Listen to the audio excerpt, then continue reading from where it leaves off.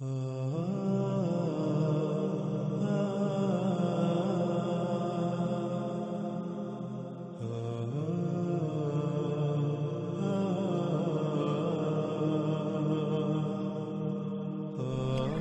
قوم عاد و قوم سمود کس قدر قوت میں بڑھ کر تھے اس کا اندازہ لگانا کوئی مشکل نہیں۔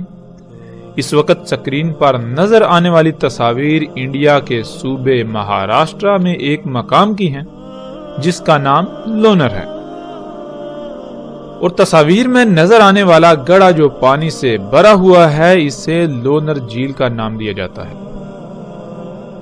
اس جھیل کو 1823 میں برطانوی راج کے ایک برطانوی افسر جس کا نام الیگزینڈر لونر تھا اس نے دریافت کیا، اور اسی وجہ سے اس کا نام لونر رکھا گیا، اور یہاں موجود بستی کا نام بھی لونر رکھا گیا۔ ناظرین، یہ جھیل قوم سمود کی طرف سے قوم عاد پر پھینکے گئے ایک بم کی وجہ سے وجود میں آئی۔ وہ بم کس قدر طاقتور تھا اس کا اندازہ اس کے پھٹنے سے وجود میں آنے والے اس گڑھے کے سائز سے لگایا جا سکتا ہے۔ اس گڑھے کی لمبائی تقریباً 1980 میٹر، چوڑائی 1840 میٹر، گہرائی 150 میٹر، اس کے کنارے سطح زمین سے 20 میٹر بلند ہیں، یعنی تقریباً اس گڑھے کا قطر 2 کلومیٹر ہے۔ قوم عاد سمیت گزشتہ قومیں کس قدر قوت میں بڑھ کر تھیں آج کا انسان اس کا تصور نہیں کر سکتا۔ ان کے پاس جو اسلحہ تھا وہ بھی کس قدر قوت کا حامل تھا، وہ قومیں کس قدر قوت کی حامل تھی، اس کا اندازہ ہم اس جھیل سے لگا سکتے ہیں، اور اس کے علاوہ ان گڑھوں سے جو ان قوموں کے درمیان ہونے والی عالمی ایٹمی جنگ جسے اللہ سبحانہ وتعالی نے قرآن میں القاریہ کہا سے وجود میں آئے۔ تصاویر میں نظر آنے والے یہ گڑھے قوم عاد اور قوم سمود جن 2 ایٹمی جنگوں میں ہلاک ہوئے ان جنگوں میں پھٹنے والے بموں سے وجود میں آئے۔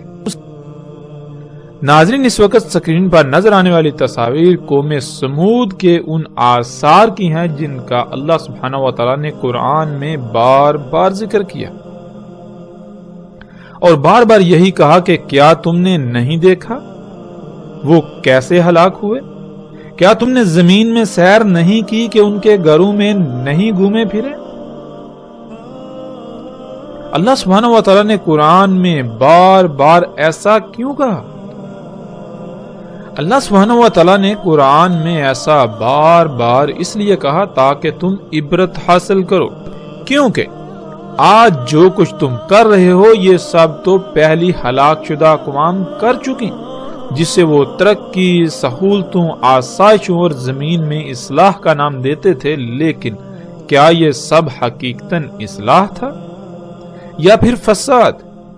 وہ فساد جس کا وہ خود ایسے شکار ہوئے کہ ان کا نام و نشان تک مٹ گیا، اور ان کے یہ آثار تمہارے لیے عبرت کا نشان بنا دیے گئے، اور اس کے باوجود آج تم یعنی دنیا میں آباد موجودہ لوگ بھی وہی سب کر رہے ہیں، تو پھر عنقریب تمہارا انجام بھی بالکل وہی ہونے والا ہے۔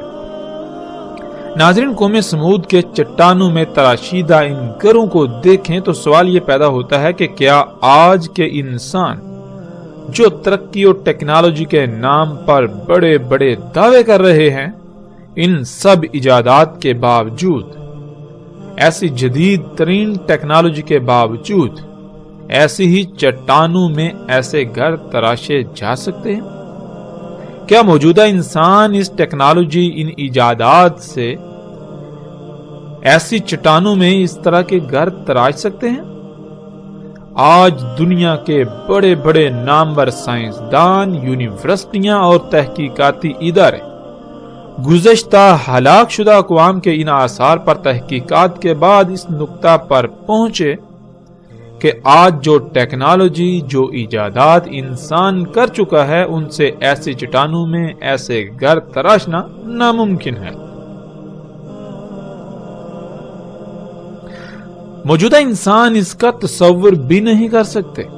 پھر ان کا مزید یہ کہنا ہے کہ اول تو یہ کام انسان کا نہیں، اور اگر اس بات کو تسلیم کر لیا جائے تو جن انسانوں نے یہ گھر تراشے وہ ٹیکنالوجی میں موجودہ انسانوں سے بہت بڑھ کر تھے، جن کا تصور موجودہ انسان کے بس سے باہر ہے۔ قرآن میں اللہ سبحانہ وتعالی نے یہ بات واضح کر دی کہ زمین کا اختیار انسان کو دیا گیا، نہ کہ اس کے علاوہ کسی دوسری مخلوق کو۔ تو یہ سب کچھ ان قوموں کا کیا درا ہے جو اپنے انہی مفسد اعمال کے سبب ہلاک ہو کر صفحہ ہستی سے مٹ چکی، جس سے یہ بات روز روشن کی طرح عیاں ہے کہ یہ سب گزشتہ انسانوں کے ہی اعمال ہیں۔ جب یہ سب انسانوں کے ہی آثار ہیں اور وہ ٹیکنالوجی میں ناقابل تصور حد تک موجودہ انسانوں سے بڑھ کر تھے، اس کے باوجود جب ہلاکت آئی تو کچھ بھی ان کے کام نہ آیا، تو موجودہ انسانوں کا عنقریب کیا انجام ہونے والا ہے، یہ بھی پھر ڈکا چھپا نہیں۔ موجودہ انسانوں کے ساتھ بھی بالکل ویسا ہی ہونے والا ہے۔ ناظرین، پھر سوال یہ پیدا ہوتا ہے کہ قوم سمود نے ایسی سخت ترین چٹانوں میں ہی گھر کیوں تراشے؟ موجودہ انسانوں کی طرح گھر کیوں نہیں بناتے تھے، اور اس کی وجوہات کیا تھیں؟ تو اس کا جواب بھی اللہ سبحانہ و تعالیٰ نے بار بار قرآن میں دیا کہ جیسے آج موجودہ انسان آہستہ آہستہ مختلف مراحل کو طے کرتے کرتے ایک طویل مدت کے بعد اس مقام پر پہنچے، بالکل اسی طرح گزشتہ ہلاک شدہ اقوام بھی آہستہ آہستہ ایک لمبی مدت کے بعد اس مقام پر پہنچی تھی جب وہ ہلاکت کا شکار ہوئے۔ جیسے آج انسان کے اپنے ہی اعمال کے رد عمل میں آنے والی تباہیوں سے بچاؤ کی غرض سے انسان ایسے اقدامات کرتا ہے، یعنی جیسے آج زلزلے دن بہ دن بڑھ رہے ہیں تو ان سے بچاؤ کی غرض سے زلزلہ پروف گھر تعمیر کر رہا ہے، سیلابوں اور طوفانوں سے بچنے کے لیے ویسے ہی مسکن بنا رہا ہے، تباہ کن جنگوں میں تباہ کن ہتھیاروں سے بچنے کی غرض سے زمین دوز بنکر یا ایسی عمارتیں بنا رہا ہے جو اسے ان جنگوں میں استعمال ہونے والے بموں کی تباہی سے محفوظ رکھ سکیں۔ تو بالکل اسی طرح قوم عاد اور قوم سمود نے ایسے گھر بنائے۔ تو بالکل اسی طرح قوم عاد اور سمود نے اگر ایسے گھر بنائے تو وہ ان ایٹمی ہتھیاروں سے بچاؤ کی غرض سے جن کا خوف انہیں لاحق رہتا تھا، اور بالآخر جب وہ تباہی آئی تو کچھ بھی ان کے کام نہ آیا۔ ان کے شہر بھی موجودہ انسانوں کی طرح تھے، ان کی تعمیرات بھی، لیکن جو چٹانوں میں انہوں نے گھر تراشے وہ صرف اور صرف ایٹمی حملوں سے بچاؤ کی خاطر۔ بالکل اسی طرح جیسے آج پوری دنیا میں ممکنہ ایٹمی حملوں سے بچاؤ کی خاطر چٹانوں میں اور زمین دوز بنکرز بنائے جا رہے ہیں۔ تو جب گزشتہ اقوام ٹیکنالوجی سمیت ہر لحاظ سے موجودہ انسانوں سے ناقابل تصور حد تک بڑھ کر تھیں، اس کے باوجود ان کا انجام کیا ہوا؟ وہ صفحہ ہستی سے مٹ گئے، کچھ بھی ان کے کام نہ آیا۔ جو کچھ بھی انہوں نے بنایا تو کیا موجودہ انسانوں کے کچھ کام آئے گا جو کچھ یہ بنا رہے ہیں؟ اس کے باوجود کہ یہ انہیں مسیحا سمجھ رہے ہیں، بالکل اسی طرح جیسے وہ بھی اپنی ان ایجادات کو مسیحا سمجھتے رہے، لیکن یہ سب دجال محض دھوکہ ثابت ہوا۔ یہ تمام کی تمام ایجادات جن کو انسان اصلاح کا نام دیتا ہے، لیکن اللہ سبحانہ وتعالی قرآن میں بار بار انہیں فساد قرار دیتا ہے۔ انسان انہیں اپنے لیے مسیحا سمجھتا ہے، لیکن قرآن میں اللہ سبحانہ وتعالی نے انہیں بار بار محض ایک دھوکہ قرار دیا، جس دھوکے کا شکار پہلی بھی 6 اقوام ہو کر صفحہ ہستی سے مٹ چکی، اور نبی علیہ السلام نے اسے دجال کہا کہ انسان انہیں اپنے لیے مسیحا سمجھیں گے، لیکن حقیقت میں یہ مسیحا نہیں بلکہ دجال ہے۔ یعنی ان ایجادات کی حقیقت وہ نہیں ہوگی جو نظر آئے گی، جو دکھائی جائے گی۔ نظر آنے میں تو یہ مسیحا نظر آئیں گی، فائدے کی اشیاء نظر آئیں گی، آسائشیں، سہولتیں نظر آئیں گی، لیکن حقیقت میں یہ فساد عظیم ہوگا۔ وہ فساد جس سے دنیا کی ہر شے میں خرابیاں ہو جائیں گی، یوں انسان کے اپنے انہی اعمال کے سبب اس پر تباہیاں مسلط ہوں گی، یہاں تک کہ اتنی بڑی بڑی تباہیاں کہ موجودہ انسانوں کا نام و نشان تک صفحہ ہستی سے مٹ جائے گا۔ تو سوال یہ پیدا ہوتا ہے کہ کیا یہ سب مسیحا ثابت ہوا یا دجال، ایک عظیم ترین دھوکہ جس کا شکار تقریباً تمام کے تمام انسان ہو چکے ہیں۔ ناظرین، اس وقت سکرین پر نظر آنے والی تصاویر قوم لوط اور اخوان لوط کی ہیں۔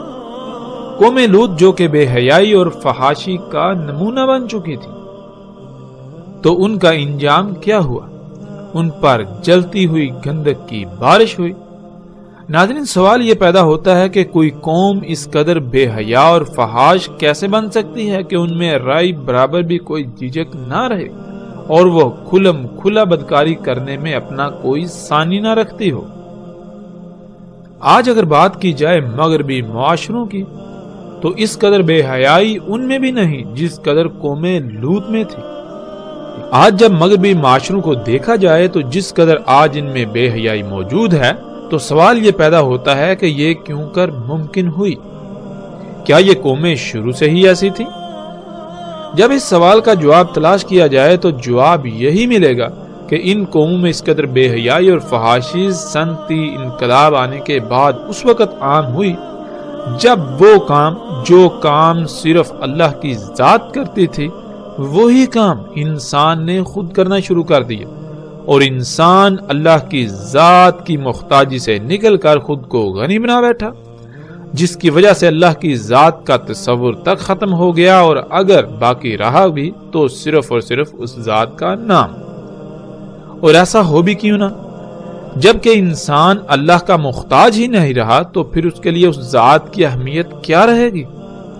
جب تک انسان خود کو اللہ کی ذات کا محتاج تصور کرتا ہے تب تک وہ کسی حد تک اس کی نافرمانی کر سکتا ہے، مگر اس حد تک نہیں جا سکتا۔ مگر جب انسان جس وجہ سے خود کو اللہ کی ذات کا محتاج سمجھتا تھا یا محتاج سمجھتا ہے، اور جس وجہ سے اس کے نزدیک اللہ کی ذات کا کوئی تصور ہوتا ہے، جب وہ تمام کے تمام کام خود کرنا شروع کر دے تو اللہ کی ذات کا تصور تو خود بخود ہی ختم ہو جائے گا۔ اور جب اس ذات کا تصور ختم ہو جائے تو انسان پھر جو جی میں آئے گا کرے گا، اور یہی ایک وجہ بنتی ہے اس قدر بے حیائی اور فحاشی کی۔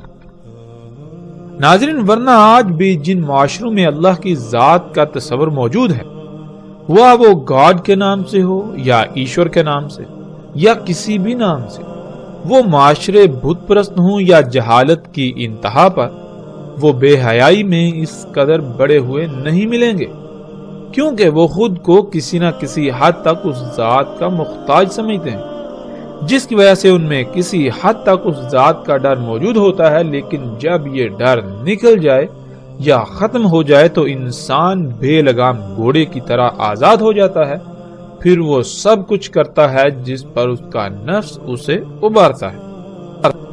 قوم لوط بھی اسی وجہ سے بے حیائی اور فحاشی کا نمونہ بن چکی تھی، کیونکہ ان میں اللہ کی ذات کا تصور ختم ہو چکا تھا۔ اگر تھا تو صرف الفاظ کی حد تک، اور ایسا تب ہی ممکن ہوتا ہے جب کوئی قوم خود کو غنی سمجھے اور اللہ کی محتاج نہ رہے، اور ایسا تب ہی ممکن ہوتا ہے جب انسان وہ کام جن کی وجہ سے وہ خود کو اللہ کا محتاج سمجھتا ہے وہی کام خود کرنا شروع کر دے۔ قوم لوط بھی بالکل اسی طرح خود کو غنی سمجھتی تھی، اللہ کی ذات کا صرف نام کی حد تک تصور باقی تھا، اسی وجہ سے وہ بے حیائی و فحاشی میں اس قدر بڑی ہوئی تھی۔ اس کا اندازہ اس قوم سے بھی لگایا جا سکتا ہے جنہیں اللہ سبحانہ و تعالیٰ نے قرآن میں اخوان لوط کہا۔ ناظرین، اس وقت سکرین پر نظر آنے والی یہ تصاویر اخوان لوط کی ہیں، اخوان لوط کے آثار کی ہیں، جو اٹلی میں حال ہی میں کھدائی کے دوران زیر زمین سے دریافت ہونے والا ایک ایسا شہر ہے جو کسی بھی لحاظ سے موجودہ جدید ترین معاشروں سے کم نہ تھا۔ آج اسی مقام کے ارد گرد آباد شہر کا نام پومپئی ہے، اسی وجہ سے اخوان لوط کے ان کھنڈرات کو بھی پومپئی کے نام سے جانا جاتا ہے۔ اس شہر کی طرز تعمیرات ایسی ہیں کہ انسان دنگ رہ جاتا ہے۔ جیسے آج جب کوئی نیا شہر آباد کیا جاتا ہے تو پہلے سے اس کی پوری منصوبہ بندی کی جاتی ہے، اس کے بعد اس شہر کا مکمل نقشہ تیار کیا جاتا ہے، پھر جا کر اس نقشے کے عین مطابق تعمیرات کی جاتی ہیں۔ بالکل عین اسی طرح اخوان لوط کا یہ شہر بھی وجود میں آیا۔ اس تباہ شدہ شہر کی گلیاں، سڑکیں اور گھروں کی طرز تعمیر چیخ چیخ کر یہ بتاتے ہیں کہ یہ شہر نہ صرف انتہائی جدید طرز پر وجود میں آیا تھا، بلکہ اس کے در و دیوار پر طرح طرح کی مختلف نقش نگاری اس بات کا بھی ثبوت ہے کہ اس وقت بھی زمین سے خام تیل نکالا جاتا تھا، کیونکہ در و دیوار پر نقش و نگار کے لیے استعمال ہونے والا پینٹ خام تیل کے بغیر حاصل کرنے کا کوئی دوسرا ذریعہ نہیں۔ وہ پینٹ صرف اور صرف خام تیل سے ہی حاصل کیا جا سکتا تھا جو ان لوگوں نے اس وقت حاصل کیا تھا، اور عمارتوں کی طرز تعمیر بھی اس بات کا واضح ترین ثبوت ہے کہ یہ عمارتیں بغیر مشینری کے تعمیر کرنا ممکن نہیں تھا۔ اس وقت ان لوگوں کے پاس بھی ایسی ہی یا اس سے بڑھ کر مشینیں تھیں جو آج کے انسانوں کے پاس ہیں۔ اس قوم کی فحاشی کا اندازہ اس شہر کے ہر گھر کے در و دیوار پر کنندہ تصاویر اور نقش و نگار سے لگایا جا سکتا ہے۔ ہم ایسی تصاویر کو نہیں دکھائیں گے۔ اس شہر کے در و دیواروں پر ہر طرف انتہائی فحش تصاویر نظر آتی ہیں۔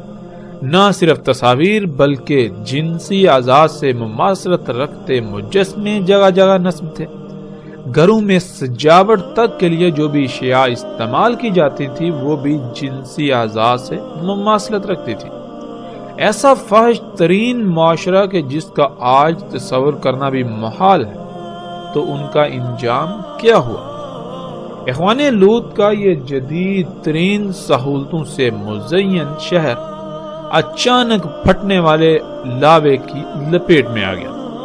لاوا پھٹنے سے جو جس حال میں تھا اسی حال میں راکھ تلے دب گیا۔ کوئی جنسی حاجت کو پورا کرنے میں مصروف تھا تو کوئی کام کاج میں مصروف۔ جو گھروں سے باہر تھے تو وہ بھاگنے لگے جان بچانے کے لیے، لیکن کون تھا جنہیں اللہ کی پکڑ سے بچانے والا تھا؟ ناظرین، پھر وہی سوال کہ وہ کون سی شے تھی جس کے دجل کا وہ ہلاک شدہ قومیں شکار ہو گئی؟ کون سی وجوہات ہیں جن کی بنا پر کوئی قوم اجتماعی سطح پر فحاشی و بے حیائی میں اس قدر بڑھ جائے کہ اپنا کوئی ثانی نہ رکھتی ہو؟ وہ کون سی وجوہات یا اشیاء ہیں جن کی موجودگی میں انسان اللہ سے بے نیاز ہو جاتا ہے، وہ اللہ کی محتاجی سے نکل کر خود کو خود مختار سمجھتا ہے؟ وہ کام جو اللہ کے کرنے والے ہیں وہی کام خود کرنا شروع کر دیتا ہے۔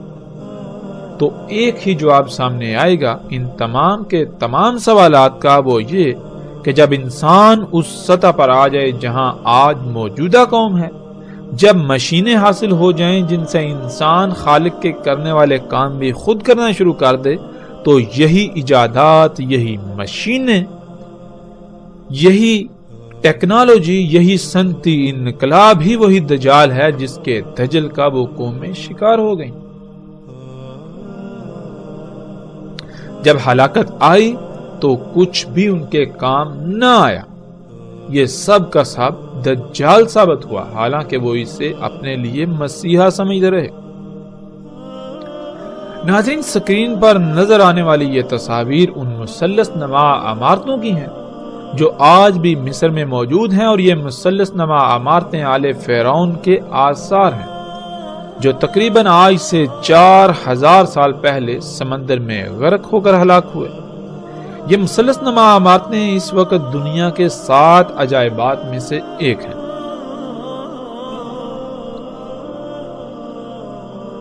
قرآن میں اللہ سبحانہ و تعالیٰ نے ان عمارتوں کو اوتاد کہا، اور اس وقت کے فرعون اور آل فرعون کو ان کا بانی قرار دیا، جس کی تفاصیل ہلاک شدہ اقوام کے موضوع پر آنے والے ایک ساتھ میں آئیں گے۔ ناظرین، آج پوری دنیا کے بڑے بڑے نامور سائنسدان ہوں بڑی بڑی نامور یونیورسٹیاں ہوں یا سرکاری و غیر سرکاری تحقیقاتی ادارے ہوں، کوئی ایک بھی ایسا نہیں جس نے ان مثلث نما عمارتوں پر تحقیقات نہ کی ہوں۔ یہاں تک کہ ہزاروں کی تعداد میں ایسے سائنسدان بھی ہیں جنہوں نے آزادانہ طور پر ان پر تحقیقات کی، ان آثار کو انتہائی قریب سے دیکھا، لیکن اس کے باوجود آج تک کوئی ایک ادارہ، یونیورسٹی یا سائنسدان بھی ایسا نہیں ہے جو ان سوالات کے جوابات دے سکا ہو کہ یہ عمارتیں کیسے تعمیر کی گئیں، جن پتھروں سے یہ عمارتیں تعمیر کی گئیں وہ پتھر کہاں سے اٹھا کر لائے گئے، اور پھر یہ اتنے بھاری پتھر یہاں لائے کیسے گئے، کیونکہ نہ تو آس پاس سینکڑوں کلومیٹر دور دور تک ایسے پہاڑ ہیں جہاں سے یہ پتھر لائے گئے ہوں، اور پھر آج موجودہ دور میں بھی ایسے پتھروں کو اٹھانا یا ان کی ٹرانسپورٹ کرنا یہ سب ناممکن ہے۔ اس کے باوجود کہ آج موجودہ انسان خود کو بہت ترقی یافتہ ہونے کا دعوے دار ہے، آج اتنی بڑی بڑی غیر معمولی مشینوں، ایجادات اور ٹیکنالوجی کے باوجود ایسی عمارتوں کی تعمیر ناممکن ہے، لیکن کچھ ایسے تحقیقاتی ادارے ہیں جو یہ کہتے ہیں کہ اگر کوشش کی جائے تو اتنے حجم اور اس طرح کی محض عمارتیں بنانے کی کوشش کی جائے تو نہ صرف ان پر خربوں ڈالرز اخراجات آئیں گے، بلکہ کم سے کم 500 سال سے زیادہ عرصہ درکار ہوگا، اور وہ بھی صرف ایک عمارت پر، اور وہ صرف اس ڈیزائن میں محض پتھروں کی عمارتوں پر اخراجات اور وقت کا استعمال ہوگا۔ یہ بات الگ ہے کہ آل فرعون نے یہ عمارتیں کس مقصد کے لیے تعمیر کی۔ آج تک کوئی بھی انسان یا ادارہ ایسا نہیں جو یہ بتا سکا ہو کہ یہ عمارتیں کس مقصد کے لیے تعمیر کی گئیں، اور ظاہر ہے آل فرعون نے بغیر کسی مقصد کے تو ان کی تعمیر نہیں کی ہوگی، بلکہ کسی نہ کسی مقصد کے لیے ان کو تعمیر کیا ہوگا۔ پھر ان عمارتوں کی تعمیر ریاضی کے اتنے پیچیدہ ترین قوانین کے تحت کی گئی کہ آج موجودہ تمام کے تمام اداروں اور سائنسدانوں یا جنہوں نے بھی تحقیقات کی ان سب کو چکرا کر رکھ دیا۔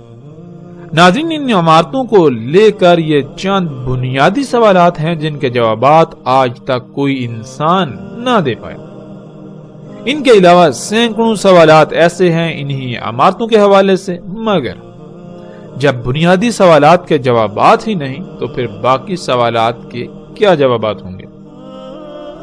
سائنسدانوں کی ایک بڑی تعداد اس بات کو تسلیم کرنے کو تیار ہی نہیں کہ یہ کام انسانوں کا ہو سکتا ہے، بلکہ ان کا یہی کہنا ہے کہ یہ کام انسانوں کا نہیں بلکہ کسی اور مخلوق کا ہے جو انسانوں سے ناقابل تصور حد تک ٹیکنالوجی میں بڑھ کر تھی۔ لیکن اس بات کو جھٹلایا نہیں جا سکتا کہ یہ کام انسانوں کا ہی ہے۔ تو جب یہ بات ثابت شدہ ہے کہ یہ کام انسانوں کا ہی ہے تو پھر ان کا کہنا یہ ہے کہ جن انسانوں نے یہ تعمیرات کی وہ موجودہ انسانوں سے ٹیکنالوجی اور ذہانت میں غیر معمولی حد تک بڑھ کر تھے۔ ناظرین، ان عمارتوں پر اٹھنے والے سوالات کے آج تک کوئی انسان جواب نہ دے پایا تھا کہ انہی عمارتوں سے تعلق رکھنے والے آل فرعون کے مزید ایسے آثار دریافت ہوئے جن کی تعمیرات بھی غیر معمولی ہیں، اور جب ان کے در و دیوار پر نگاہ دوڑائی جائے تو ان پر ایسی تصاویر کنندہ ہیں جو انسان کے رونگٹے کھڑے کر دیتی ہیں۔ سکرین پر آپ ان تصاویر کو دیکھ سکتے ہیں جن میں بالکل ایسے ہی ہیلی کاپٹر، جہاز، ٹینک، سیٹلائٹ انٹینا اور آبدوز کی تصاویر ہیں جو آج موجودہ انسانوں کے پاس ہیں۔ سوال یہ پیدا ہوتا ہے کہ اگر ایسی کوئی شے اس وقت وجود نہیں رکھتی تھی، یعنی موجودہ انسانوں سے پہلے وجود نہیں رکھتی تھی، تو پھر یہ تصاویر کیسے ان پتھروں پر اور ان دیواروں پر کنندہ کی گئیں؟ کیونکہ اگر اس وقت کوئی ایسی شے موجود ہی نہیں تھی تو پھر ان کا تصور بھی کیسے ہو سکتا تھا؟ کیا یہ محض تصوراتی تصاویر تھیں؟ اور اگر یہ محض تصوراتی تصاویر تھیں تو کیا آج ایسا ممکن ہے؟ نہیں، بالکل نہیں۔ یہ تصاویر چیخ چیخ کر اس بات کا اظہار کرتی ہیں کہ آل فرعون کے پاس یہ سب کچھ تھا۔ نہ صرف یہ سب بلکہ موجودہ انسان اس کا تصور بھی نہیں کر سکتے۔ جو کچھ آل فرعون بنا چکے تھے، کیونکہ قرآن میں صراحت کے ساتھ یہ بات اللہ سبحانہ وتعالی نے بیان کی ہے کہ فرعون نے نہ صرف ان عمارتوں کو موسیٰ علیہ السلام کے رب اللہ سبحانہ وتعالی کے ساتھ مقابلہ کرنے کے لیے بنایا، بلکہ وہ اپنی طرف سے موسیٰ کے رب کو شکست دے چکا تھا۔ اس کے بعد وہ موسیٰ علیہ السلام اور بنی اسرائیل کے پیچھے پڑا انہیں قتل کرنے کے لیے کہ موسیٰ کے رب سے تو نبٹ چکا، اب موسیٰ کی باری ہے۔ فرعون نے کیسے اللہ سبحانہ وتعالی کے ساتھ مقابلہ کیا؟ ان عمارتوں کو کیسے، کتنی مدت میں اور کن مقاصد کے لیے تعمیر کیا، اور آل فرعون کے پاس کیا کچھ تھا؟ ان تمام سوالات کے جوابات ہم آگے جا کر ہلاک شدہ اقوام کے موضوع پر آنے والے ایک ساتھ میں تفاصیل کے ساتھ دیں گے، اور ایسے ایسے رازوں پر سے پردہ اٹھائیں گے جو آج تک راز ہی رہے۔ ایسے ایسے سوالات کے جوابات دیں گے جن کے جوابات آج تک کوئی انسان نہ دے پایا، اور نہ صرف ہم جوابات دیں گے بلکہ پوری دنیا کو چیلنج کریں گے کہ وہ ہمارے جوابات کو غلط ثابت کر کے دکھائے، جو کہ ناکام رہیں گے بلکہ الٹا اپنی تحقیقات سے ان کو سچا ہی ثابت کریں گے۔ یہ تمام باتیں تو آنے والی ایک ساتھ میں ہوں گی، لیکن یہاں جو بات سامنے آتی ہے وہ یہ کہ جو اللہ کی ذات کے ساتھ مقابلے پر اتر آئے اور پھر وہ یہ سمجھے کہ اس نے اللہ کی ذات کو شکست دے دی، کیا وہ پتھر کے دور کا کوئی انسان ہو سکتا ہے؟ وہ کون سی شے ہے جو انسان کو خالق و مالک سے بالکل بے نیاز کر دے اور الٹا اس کو خالق کے مقابلے پر لا کھڑا کرے؟ وہ کون سی شے ہے جس کی بنیاد پر انسان یہ جرأت کر سکتا ہے کہ وہ خالق و مالک اللہ سبحانہ وتعالی کے ساتھ ببانگے دوہل مقابلے پر اتر آئے؟ وہ ٹیکنالوجی میں کس قدر بڑھ کر تھا، موجودہ انسان اس کا تصور بھی نہیں کر سکتے۔ ناظرین، اور جب ان کی تعمیرات کا ہی آج تک کوئی جواب نہ دے سکا تو پھر یہ کیسے ممکن ہے کہ موجودہ انسان اس بات کا تصور کر سکیں جو کچھ ان کے پاس تھا؟ اللہ سبحانہ وتعالی نے قرآن میں صراحت کے ساتھ کہہ دیا کہ تم ان ہلاک شدہ اقوام کے 10% کو بھی نہیں پہنچے اور نہ ہی پہنچ سکتے ہو۔ یعنی جو کچھ آج تم بنا چکے ہو، جو قوت، یہ جو مشینیں، یہ ٹیکنالوجی، یہ جتنی بھی ایجادات تم کر چکے ہو، یہ ان قوموں کا 10% بھی نہیں، اور نہ ہی تم ان کے 10% کو پہنچ سکتے ہو جو قومیں تم سے پہلے ہلاک ہو چکی۔ قوم عاد، قوم سمود، قوم لوط، اصحاب مدین ہوں یا پھر آل فرعون وغیرہ، ان کے پاس جو کچھ تھا وہ تم سے کئی گنا بڑھ کر تھا۔ وہ سب قومیں آل فرعون سمیت ان ایجادات کو مسیحا سمجھتے تھے، لیکن کیا حقیقت یہی نکلی؟ یہی ایجادات تھیں جن کی بنیاد پر فرعون علی الاعلان اللہ سبحانہ و تعالی کی ذات کے سامنے مقابلے پر اتر آئے۔ یہ سب فساد تھا، اور اپنے ہاتھوں سے کیے ہوئے فساد سے ان پر ایسی ایسی ہلاکتیں مسلط ہوئیں کہ ان کا نام و نشان تک مٹ گیا۔ یوں وہ سب ایجادات دجال ثابت ہوا۔ جب ہلاکت آئی تو کچھ بھی ان کے کام نہ آئے، کوئی ایک بھی شے ان کے کام نہ آئی، کچھ بھی انہیں نہ بچا سکے۔ تو سوال یہ پیدا ہوتا ہے کہ موجودہ انسان جن ایجادات کو، جس صنعتی انقلاب کو، جس ٹیکنالوجی کو اپنے لیے مسیحا سمجھتے ہیں، کیا یہ واقعتاً مسیحا ہے؟ کیا یہ واقعتاً آسائشیں، سہولتیں اور آسانیاں ہیں؟ نہیں، بلکہ یہ بھی انہی قوموں کی طرح ان ایجادات کے دجل کا شکار ہو چکے ہیں۔ عنقریب ان پر حقیقت ایسے واضح ہو جائے گی کہ یہ چاہ کر بھی انکار نہیں کر سکیں گے، لیکن تب سوائے پچھتاوے کے کچھ نہ رہے گا، واپسی کا دروازہ بند ہو چکا ہوگا۔ موجودہ انسانوں کے ان مفسد اعمال کے سبب پوری دنیا اس قدر فساد زدہ ہو چکی ہے کہ اب یہ دنیا جہنم میں بدل جائے گی۔ جسے یہ مسیحا بنا کر بیٹھے رہے، اس کا انہوں نے صرف ایک ہی رخ دیکھا، یہ دوسرے رخ سے غافل رہے جو عنقریب ان پر واضح ہونے والا ہے۔ ناظرین، یہ تھا مختصر منظرنامہ گزشتہ ہلاک شدہ اقوام کا، جن کی سنت کی اتباع میں ویسی ہی تباہی کے دہانے پر موجودہ قوم یعنی دنیا میں آباد موجودہ لوگ پہنچ چکے ہیں۔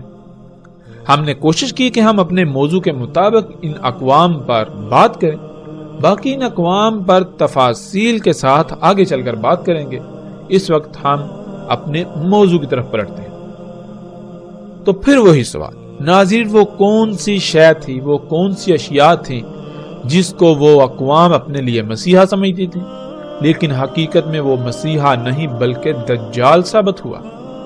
اسی کی وجہ سے وہ صفحہ ہستی سے مٹ گئے۔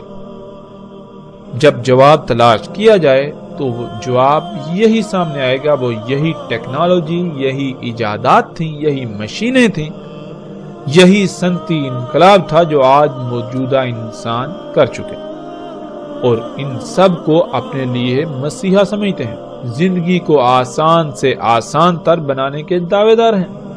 لیکن کیا حقیقت یہی ہے؟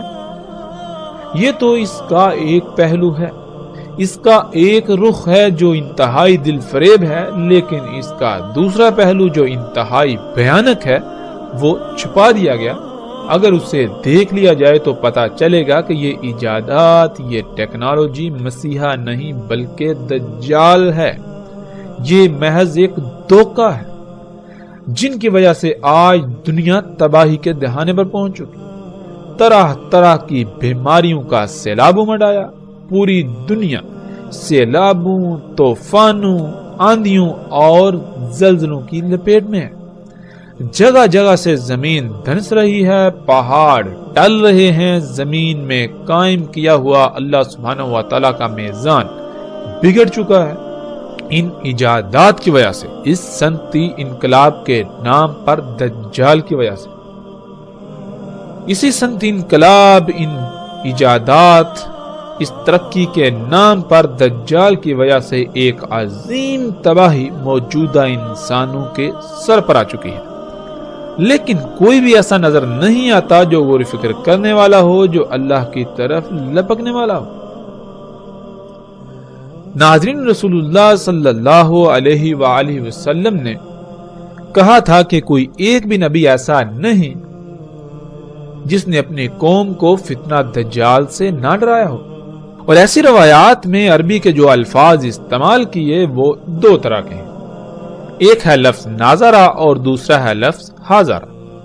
ناظرہ کہتے ہیں متنبہ کرنے کو، یعنی اگر کوئی ایسا کام کیا جا رہا ہو جس کا نتیجہ انتہائی بھیانک ہو یا نقصان دہ ہو تو اس کام یعنی اس عمل کے رد عمل سے پہلے ہی اس سے آگاہ کر دینا کہ اس عمل کو یا ان اعمال کو چھوڑ دو، ورنہ رد عمل کی صورت میں مارے جاؤ گے، نقصان اٹھاؤ گے۔ تو جتنے بھی نبی آئے انہوں نے دجال سے متنبہ کیا، یعنی انسان جو اعمال کر رہے تھے ان کو متنبہ کیا کہ اگر تم نے اپنے انہی اعمال کو جاری رکھا، ان اعمال کو ترک نہ کیا، تو پھر وہ وقت دور نہیں جب تم اس مقام پر پہنچ جاؤ گے جہاں سے واپسی ناممکن ہو جائے گی، اور تمہاری انہی اعمال کے رد عمل میں ایسی تباہی تم پر مسلط ہوگی کہ تمہارا نام و نشان مٹ جائے گا، کیونکہ جو اعمال تم کر رہے ہو یہ تمہیں آہستہ آہستہ مرحلہ با مرحلہ ایک وقت ایسا آئے گا کہ اللہ کے ساتھ کھلم کھلا شریک بنا کر کھڑا کر دیں گے۔ یعنی تم آہستہ آہستہ بڑھتے بڑھتے ایسی ایجادات کرو گے کہ تم اللہ کے کاموں میں براہ راست مداخلت کرو گے۔ تم ان ایجادات کو اپنے لیے مسیحا سمجھو گے، مگر وہ دجال ہوگا۔ اسی وجہ سے تم پر عظیم ہلاکت مسلط ہوگی، تم پر ساتھ آئے گی۔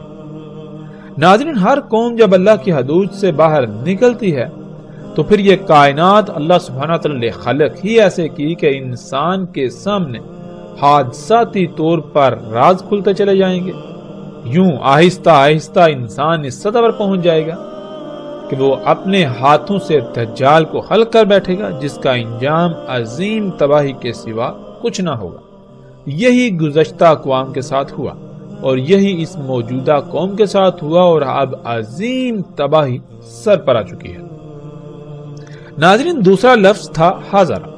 حاضرہ کہتے ہیں اس خطرے کو، اس ڈر کو جو سامنے موجود ہو یا پھر بالکل واضح نظر آ رہا ہو۔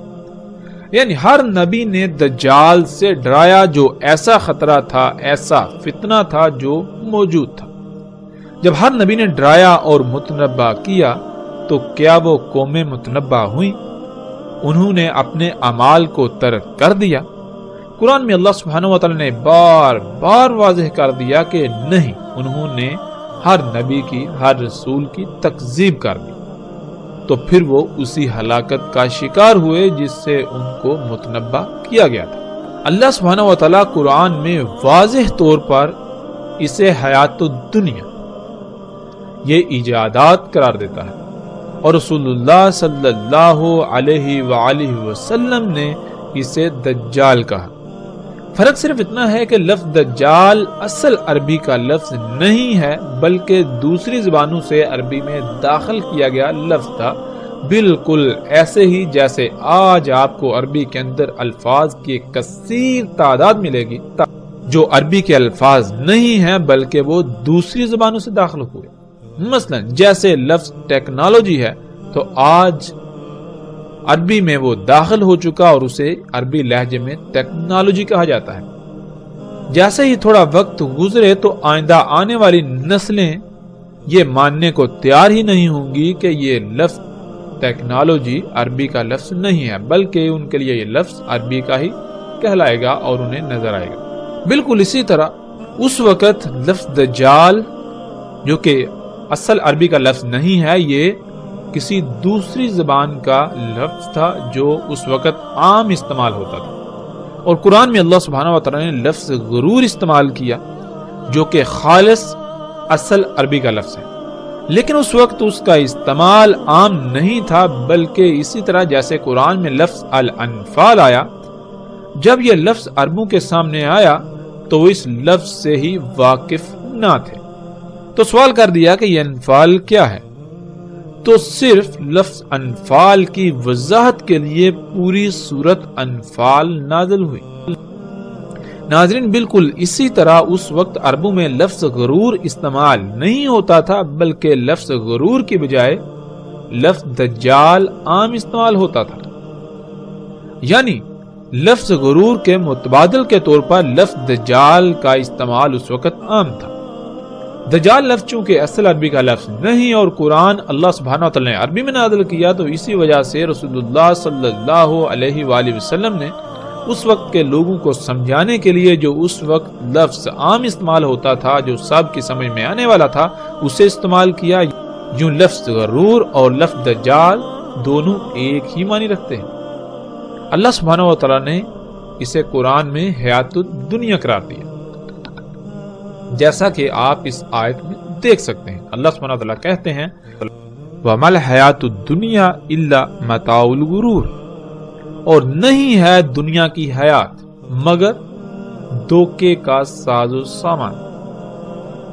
یعنی یہ جو کچھ بھی اس وقت دنیا میں تمہیں نظر آ رہا ہے یا جو کچھ تم بنا چکے ہو، یہ محض ایک دھوکہ ہے۔ اور اللہ سبحانہ وتعالی نے قرآن میں بار بار کہا، اس پر زور دیا کہ کہیں اس دجل کا، اس دھوکے کا شکار نہ ہو جانا۔ یہ دنیاوی مال و متاع، یہ جو کچھ بھی ہے، یہ محض دھوکا ہے، تو جو بھی اس کے دھوکے کا شکار ہوگا تو وہ دنیا اور آخرت میں ہلاکت کا شکار ہو جائے گا۔ اور اگر پوری کی پوری قوم ہی اس دھوکے کا شکار ہو جائے تو پھر دنیا کو فساد اور اس فساد کے ظاہر ہونے، یعنی انسانوں کے اعمال کے رد عمل کے طور پر آنے والی تباہیوں، اور بالآخر انسانوں کے نزدیک ایسی عظیم تباہی سے کوئی نہیں بچا سکتا جو انسانوں کا صفحہ ہستی سے نام و نشان مٹا دے۔ ناظرین، الحمدللہ ہم نے قرآن سے یہ جان لیا کہ وہ کون سی شے تھی جس سے تمام کے تمام نبیوں نے متنبع کیا۔ وہ یہی ٹیکنالوجی تھی، یہی ایجادات تھی، یہی دنیاوی مال و متاع تھا، اور انہی ایجادات کے سبب آنے والی عظیم تباہی سے متنبع کیا۔ تو پھر یہ کیسے ممکن ہو سکتا ہے کہ دجال اس کے علاوہ کچھ اور ہو؟ ایسا ممکن ہی نہیں کہ دجال اس کے علاوہ کوئی اور شے ہو۔ اب اصل سوال یہ ہے کہ اگر دجال یہی ایجادات ہیں، یہی صنعتی انقلاب ہے، تو کیا محمد رسول اللہ صلی اللہ علیہ وآلہ وسلم نے ان ایجادات کو دجال کہا؟ اور اگر ان کو دجال نہیں کہا تو کم از کم اتنے غیر معمولی امور کے بارے میں رسول اللہ صلی اللہ علیہ وآلہ وسلم نے کچھ نہ کچھ تو ضرور بتایا ہوگا۔ کیا یہ ایسا ممکن ہے کہ اتنے غیر معمولی امور جن کا آج سے چند صدیاں پہلے تصور کرنا بھی ممکن نہیں تھا، ان کے بارے میں رسول اللہ صلی اللہ علیہ وسلم نے کچھ بتایا نہ ہو؟ ایسا ممکن ہی نہیں۔ اگر ان کو دجال نہیں کہا تو پھر ان کو کیا کہا؟ کچھ نہ کچھ تو ضرور کہا ہوگا۔ ان ایجادات کے بارے میں کیا آج تک ہمیں بتایا گیا؟ کیا آج تک ہم نے یہ سوال اٹھایا؟ اگر نہیں تو کیوں؟ اللہ کے فضل سے اب ہم یہ جانیں گے کہ ان ایجادات کے بارے میں محمد رسول اللہ صلی اللہ علیہ وآلہ وسلم نے کیا کہا۔ جب قرآن ان ایجادات کو دجال کہہ رہا ہے تو پھر کیا محمد رسول اللہ صلی اللہ علیہ وآلہ وسلم نے بھی انہیں دجال کہا؟ اب ہم آتے ہیں اس طرف، اور روایات میں رسول اللہ صلی اللہ علیہ وآلہ وسلم کے الفاظ کو سامنے رکھتے ہوئے تفصیل کے ساتھ اس پر بات کرتے ہیں۔